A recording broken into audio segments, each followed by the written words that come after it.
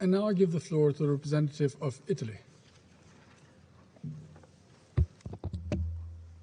Thank you, Mr. President. I want to thank Albania for organizing this timely meeting and the briefers for the insightful description of the situation on the ground. Italy aligns itself with the statement just delivered by the President of the European Council and would like to add some remarks in its national capacity.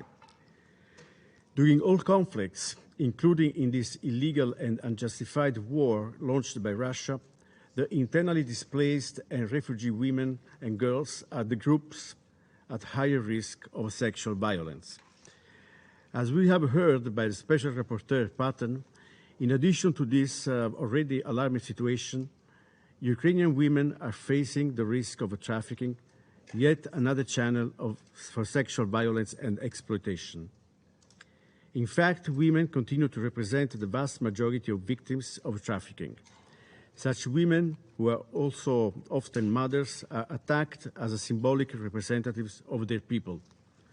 Rape is indeed like a military aggression on an individual scale, used also as a psychological tactic of war to humiliate, dominate, instill fear in, and then forcibly relocate the children of the victims through trafficking or forced adoptions. In this regard, it is important to strongly reiterate the extent to which minors are also the main victims of this conflict.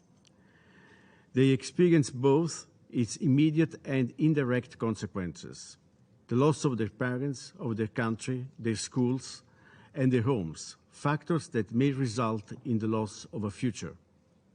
Displaced and refugee children are indeed less safe and more exposed to violence and trafficking. These considerations prompted Italy to include the issue of trafficking of persons in conflict among the priorities of its last mandate at the Security Council in 2017. Our efforts resulted in an unanimous adoption by the Council of Resolution 2388 on combating trafficking of persons, which emphasizes the urgency to strengthen protection and assistance for displaced persons falling prey to trafficking, especially women and children. Italy also believes that the response to this terrible phenomenon should be based on a common understanding and a widely accepted legal framework. Therefore, we support the universal ratification and full implementation of the UN Palermo Convention and the related protocol to prevent, suppress, and punish trafficking in persons adopted in Italy more than 20 years ago. Mr. President, the rape of women in armed conflicts cannot go unpunished.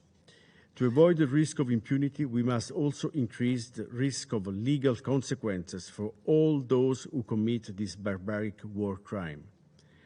The blatant non-compliance with the UN Security Council resolutions and international humanitarian and human rights law in this conflict shows us that much remains to be done.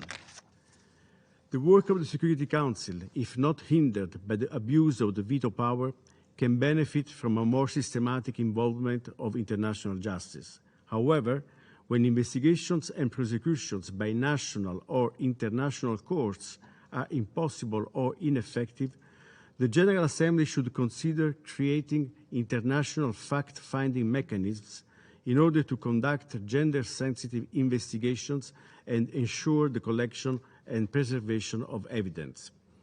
At the same time, it is crucial to assist countries in situations of conflict in strengthening the rule of law and accountability mechanisms.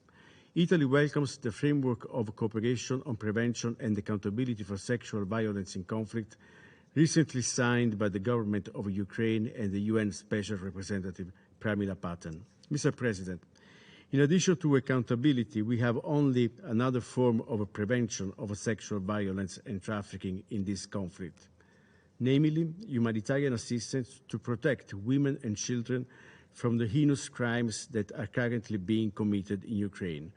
We must use them both. And in conclusion, of course, the true solution to these problems, needless to say, is to stop the war. And we reiterate our call on the Russian Federation to stop it. Thank you very much.